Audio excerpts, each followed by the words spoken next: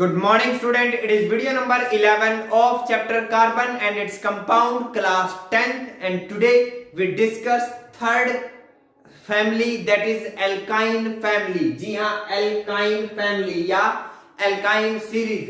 तो ऐसे हाइड्रोकार्बन्स या ऐसे कार्बन कंपाउंड्स जिनके अंदर कार्बन कार्बन में ट्रिपल बॉन्ड प्रेजेंट होता है उसको हम बोलते हैं एल्काइन फैमिली, और इसी को हम अनसैचुरेटेड हाइड्रोकार्बन भी बोल सकते हैं। जी हाँ, याद कीजिए मैंने आपको बताया था जब कार्बन कार्बन में सिंगल बॉन्ड होता है तो वो थी एल्केन सीरीज या उसको बोलते थे सैचुरेटेड हाइड्रोकार्बन। जब डबल बॉन्ड होता था तो उसको बोलते थे एल्कीन या अनसैचुरेटेड हाइड्रोकार्बन, और ट्रिपल कोवलेंट बॉन्ड हो कार्बन कार्बन के बीच में तो वो होती है एल्काइन सीरीज, और एल्काइन सीरीज को भी बोलते हैं unsaturated hydrocarbon. So the hydrocarbon which consist carbon carbon triple covalent bond is called alkyne और अनसैचुरेटेड हाइड्रोकार्बन। इनका जो जनरल फार्मूला रहेगा वो रहेगा CnH2n-2, CnH2n-2। So one by one हम इनके सभी फैमिली मेंबर्स को डिस्कस करते हैं। फर्स्ट ऑफ ऑल एक बात याद रखना, जब एक कार्बन एटम हो तो हम वर्ड रूट लिखते हैं मिथ, 2 कार्बन हो तो इथ, 3 कार्बन हो तो प्रोप, 4 कार्बन हो तो ब्यूट, 5 कार्बन हो तो पेंट, 6 कार्बन हो तो हेक्स, 7 कार्बन हो तो हेप्ट, 8 कार्बन हो तो ऑक्ट, 9 कार्बन हो तो नॉन, 10 कार्बन हो तो डेक, 11 कार्बन हो तो अनडेक और 12 कार्बन हो तो डूडेक। अगर कार्बन कार्बन में सिंगल बॉन्ड हो तो हम लिखते हैं एन, कार्बन कार्बन में डबल बॉन्ड हो तो हम लिखते हैं इन, और कार्बन कार्बन में अगर ट्रिपल बॉन्ड हो तो हम लिखते हैं आइन। सो विदाउट वेस्टिंग टाइम हम फर्स्ट मेंबर की तरफ प्रोसीड करते हैं, और फर्स्ट मेंबर होता है हमारा इथीन। फर्स्ट मेंबर क्या होता है? Sorry, ethyne. First family member कौन है एल्काइन सीरीज का? इथाइन। अब इथाइन का मतलब क्या होता है वो देखिए ध्यान से, मैं आपको बताता हूं। इथ वर्ड का मतलब है 2 कार्बन एटम, और आइन वर्ड का मतलब है कि कार्बन कार्बन में आपको क्या लेना है? Triple covalent bond. तो स्टार्ट करते हैं। तो ये लगा दिया हमने एक कार्बन, ये लगा दिया दूसरा कार्बन, और इनके बीच में क्या लेना है? Triple covalent bond. क्या लेना है? Triple covalent bond. अब उठा के वन बाय वन हर एक कार्बन की वैलेंसी पूरी कर दो। तो इस कार्बन के 3 बॉन्ड पूरे हो चुके हैं, एक बॉन्ड हाइड्रोजन के साथ पूरा हो गया, इसका भी एक हाइड्रोजन के साथ बॉन्ड पूरा हो गया। इसका जनरल फार्मूला क्या बन के आ गया हमारे पास? CH2 triple bond CH2, CH2 triple bond CH2। ध्यान से देखिए, ये नजर भी आ रहा होगा आपको। ये क्या है? CH, सॉरी यहाँ पे CH आएगा, मैं गलत बोल रहा हूँ। CH आएगा यहाँ पर, CH आएगा यहाँ पर। ये क्या है? CH, ये क्या है? CH। सो CH ट्रिपल बॉन्ड CH। वैसे मैं इसको ओवरऑल ये भी लिख सकता हूँ, टोटल कार्बन कितने हैं यहाँ पर? 2, टोटल हाइड्रोजन कितने हैं यहाँ पर? 2, तो C2H2। इसके लिए अगर मैं N की वैल्यू लिखता हूं तो इसके लिए मेरे पास N की वैल्यू निकल के आएगी 2। N की वैल्यू क्या निकल के आएगी? 2। समझ में आई बात? तो यहाँ जनरल फॉर्मूले में 2 रखिए। C2, 2 to the 4 minus 2, 2, तो क्या बन गया? C2H2।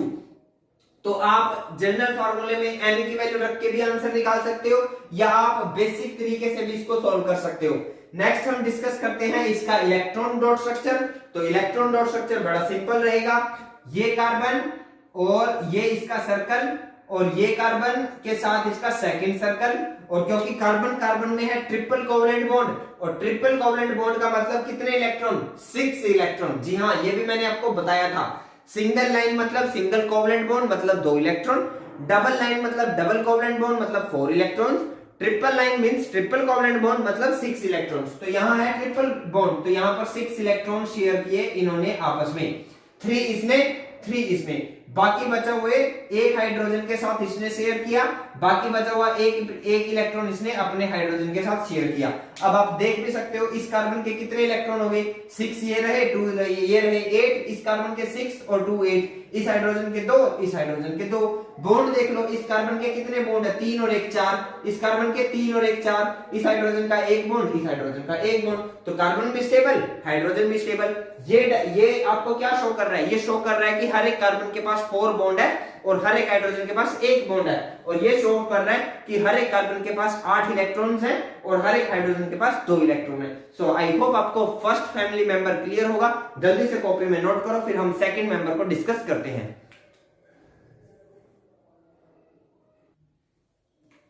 तो चलिए हम डिस्कस करते हैं next family member, that is second family member, और वो नाम है प्रोपाइन। यहाँ प्रोप वर्ड का मतलब है 3 कार्बन एटम और आइन वर्ड का मतलब है कार्बन कार्बन में सिंगल बॉन्ड। तो लगाते हैं हम 3 कार्बन। अब यहाँ पर आप आइन वर्ड का मतलब है triple covalent bond between carbon and carbon. तो आप ये मत समझना कि यहां भी मैं ट्रिपल बॉन्ड लगाऊंगा, यहां भी ट्रिपल बॉन्ड लगाऊंगा, नहीं, ऐसा नहीं करना है। आपके पास चॉइस है, आपको सिर्फ एक जगह लगाना है, आइदर यहां पर आइदर यहां पर। तो हम क्या करते हैं, यहां पर ट्रिपल बॉन्ड लगा देते हैं। तो ये लगा दिया मैंने यहाँ पर ट्रिपल कोवलेंट बॉन्ड, बाकी बचा हुआ क्या आएगा, सिंगल। कभी आप कहो सर ये तो सिंगल कोवलेंट बॉन्ड है, तो यहाँ देखिए ना, हमें तो एक जगह पर देखना है। अब बाकी बचे हुए के साथ हाइड्रोजन पूरे कर दो। इस कार्बन के 3 बॉन्ड पूरे हो चुके हैं, एक हाइड्रोजन आ गया। इस कार्बन के 3 बॉन्ड ये, एक बॉन्ड ये, 4, तो ये ऑलरेडी कंप्लीट है। इस कार्बन का एक बॉन्ड पूरा हुआ है, एक हाइड्रोजन यहाँ पर, एक हाइड्रोजन यहाँ पर, एक हाइड्रोजन यहाँ पर। इसी को मैं चाहूं तो क्या लिख सकता हूं, इसी को मैं चाहूं तो लिख सकता हूं CH triple bond C single bond CH3, और मैं चाहूं तो इसको लिख सकता हूं टोटल कार्बन 1 2 3 हाइड्रोजन, एक ये रहा, 3 ये रहे, 3 और 1 4, तो हाइड्रोजन आगे 4। तो फॉर्मूला बन गया C3H4। क्या बन गया, C3H4। अब इसका देखिए इलेक्ट्रॉन डॉट स्ट्रक्चर। तो पहले कार्बन और दूसरे कार्बन के बीच में है ट्रिपल कोवलेंट बॉन्ड, तो 6 इलेक्ट्रॉन जाएंगे और इसके साथ आएगा एक हाइड्रोजन। नेक्स्ट कार्बन के साथ कार्बन जुड़ा हुआ है, तो नेक्स्ट कार्बन के साथ जोड़ देते हैं हम नेक्स्ट कार्बन। तो ये आ गया नेक्स्ट कार्बन, और इस कार्बन में सिंगल बॉन्ड है, तो इस कार्बन में सिंगल बॉन्ड है, तो यहाँ 2 इलेक्ट्रॉन जाएंगे। यहां पर आ गया एक हाइड्रोजन, यहां पर आ गया एक और हाइड्रोजन, यहां पर भी आ गया एक और हाइड्रोजन। अब आप देख सकते हो इस कार्बन को देखो, 6 इलेक्ट्रॉन और 2 इलेक्ट्रॉन, 8 इलेक्ट्रॉन, ये स्टेबल हो गया। इस कार्बन को 6 इलेक्ट्रॉन और 2 इलेक्ट्रॉन, 8 इलेक्ट्रॉन, इस कार्बन को 2 4 6 8 इलेक्ट्रॉन, तो कंप्लीट, तो स्टेबल है। सो आई होप आपको ये भी क्लियर होगा। आप चाहो तो इसके लिए जो n का वैल्यू आएगी, इसके लिए n की वैल्यू होगी 3, n की वैल्यू क्या होगी 3, तो आप यहां 3 रखिए, C3, 3 2 6 -2 4, तो बन गया C3H4। तो जनरल फार्मूले में n की वैल्यू रख के भी वही आंसर आता है जो नॉर्मली है, C3H4। जल्दी से इसको भी कॉपी में नोट करो, फिर हम नेक्स्ट फैमिली मेंबर को डिस्कस करते हैं। तो चलिए हम डिस्कस करते हैं third member of alkyne series, that is butyne. But word का मतलब होता है 4 कार्बन, तो लगा देते हैं हम 4 कार्बन। और अब हमें आइन वर्ड का मतलब है ट्रिपल बॉन्ड, मतलब आप चाहे यहां पर लगाओ, चाहे यहां पर लगाओ, चाहे यहां पर लगाओ, कहीं भी एक जगह पर आप क्या लगा दीजिए, triple covalent bond.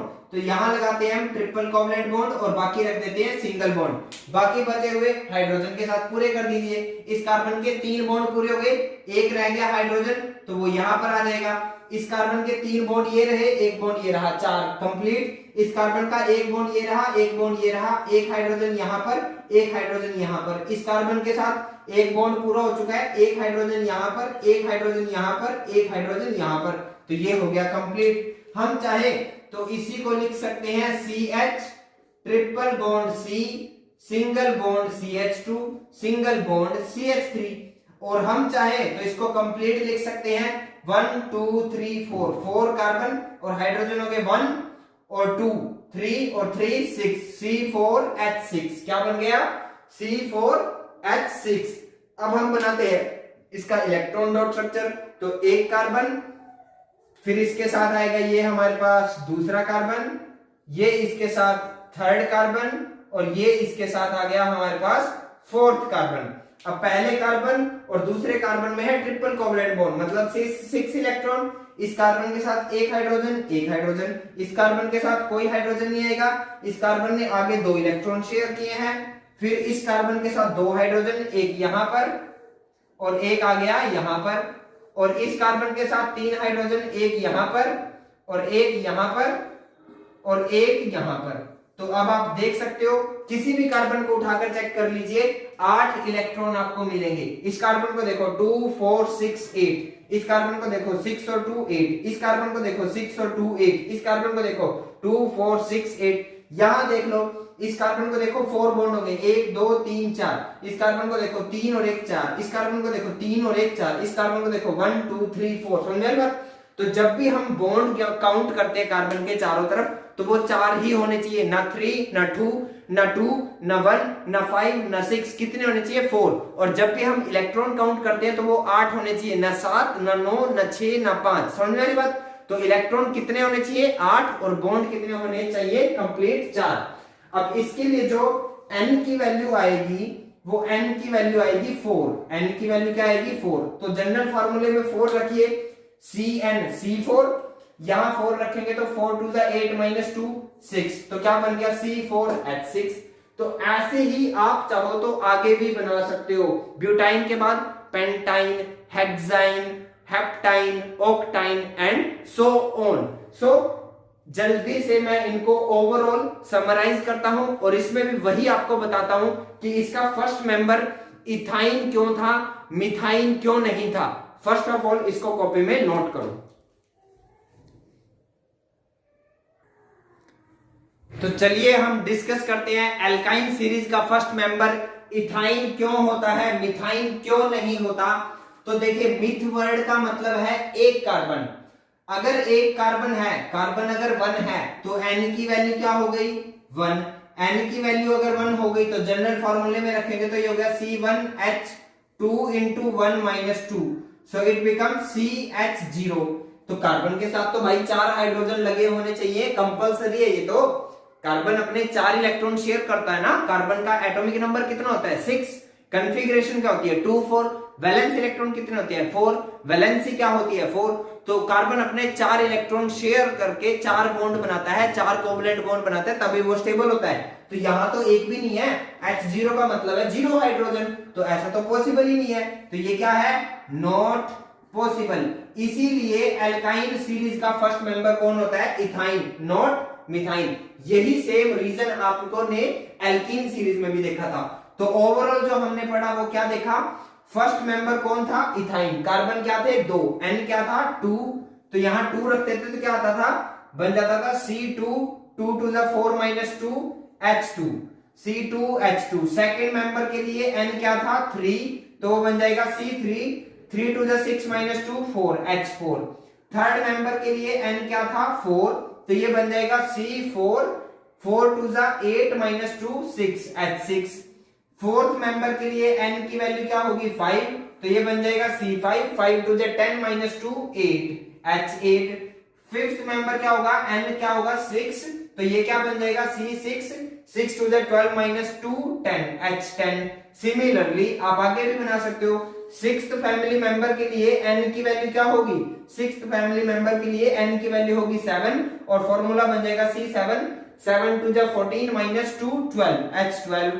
Seventh member कौन होगा, सेवंथ मेंबर के लिए n की वैल्यू होगी 8, तो बन जाएगा C8 8 2 16 - 2 H14 and so on. ऐसे ही ये कंटिन्यूअसली चलता चला जाएगा। तो इसी के साथ हमने एल्काइन फैमिली को भी कंप्लीट किया। आज की इस वीडियो में इतना ही। Thank you.